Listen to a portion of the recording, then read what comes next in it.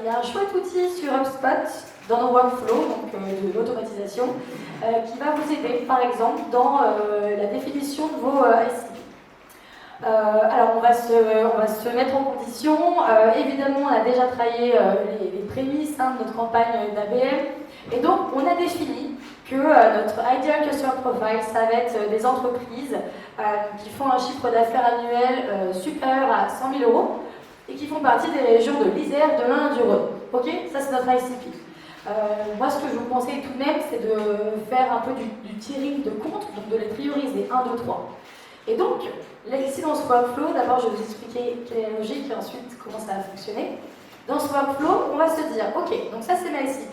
Donc on veut gagner plus de 100 000 € et être dans cette région, dans ces 3 régions de France. Et puis là, on va se dire, ok, par contre, moi, ma priorité numéro 1, vraiment, c'est des entreprises qui vont gagner plus de 500 000 € et qui seront uniquement basées soit en Isère, soit dans le Rhône.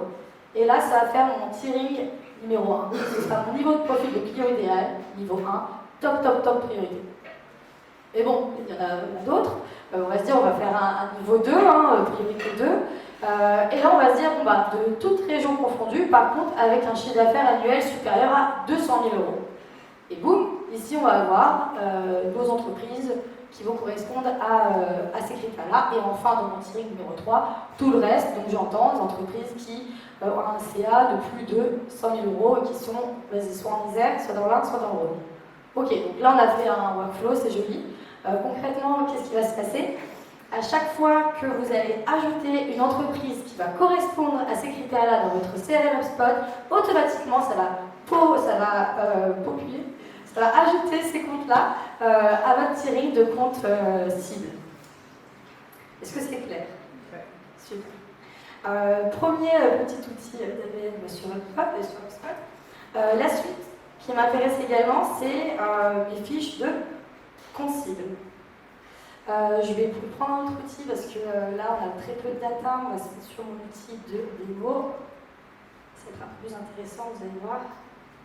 Hop.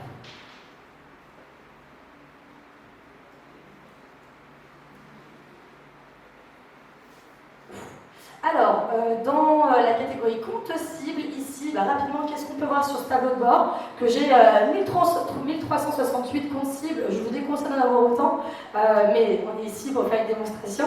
On voit donc typiquement qu'on va avoir 595 transactions ouvertes avec des stats, ça veut dire qu'il y a 43% de mes comptes cibles qui ont des transactions ouvertes. Ça veut dire que là, on se positionne quand même pas très bien, on essaie d'avoir au moins du 50% en matière de pénétration de compte. La valeur des transactions ouvertes, rôle d'achat manquant, décisionnaire manquant. Alors j'en reviens. On va prendre au hasard cette entreprise.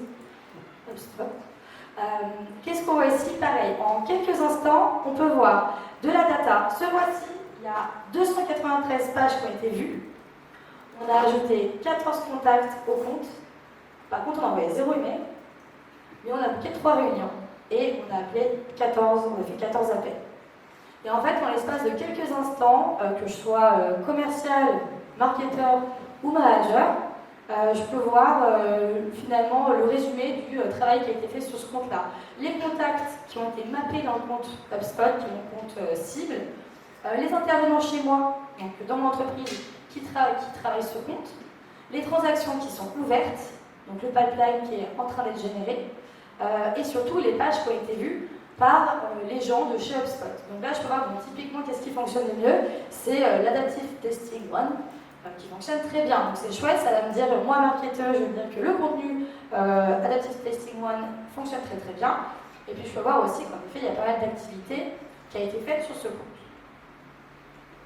On va aller un petit peu plus loin. Et on va aller afficher la fiche d'information. Alors pour ceux qui ne connaissent pas HubSpot, c'est l'occasion de découvrir un petit peu la magie de l'outil. Là, je suis sur une fiche, sur la fiche entreprise. Donc là, je suis dans mon CRM1. En quelques minutes, même pas quelques secondes, on peut voir toute l'activité qui a eu lieu sur ce compte. Moi, je vous invite à regarder surtout sur la droite. C'est là où ça m'intéresse le plus. Je peux voir qu'en effet, donc, il y a plus de 99 contacts, qu'il y a des transactions qui sont ouvertes, le nombre de tickets qui ont été ouverts. Tickets, ça peut être des tickets support, mais ça peut être des tickets aussi en interne pour se laisser savoir entre collaborateurs qu'il y a quelque chose qui se passe.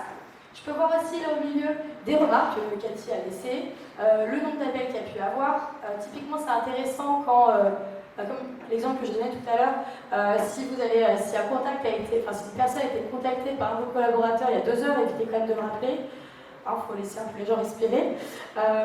Et puis, idem, si vous avez envoyé un DocuSign, parce que maintenant on s'intègre à DocuSign, des factures, intégration Sales Navigator, et ça me fait une bonne transition. On a parlé des playbooks tout à l'heure, des guides conversationnels. Vous serez heureux de savoir qu'on en propose aussi dédiés à la BL.